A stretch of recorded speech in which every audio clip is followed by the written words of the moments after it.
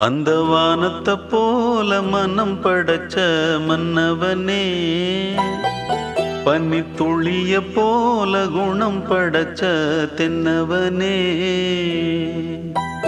மஞ்சளிலே ஒரு நூலெடுத்து விண்ணுக்கும் மண்ணுக்கும் சம்பந்தம் உண்டுன்னு சொன்னது யாரு? அது மன்னவன் பேரு. அந்த வானத்தை போல மனம் படைச்ச மன்னவனே, பனி துளிய போல குணம் படைச்ச தென்னவனே.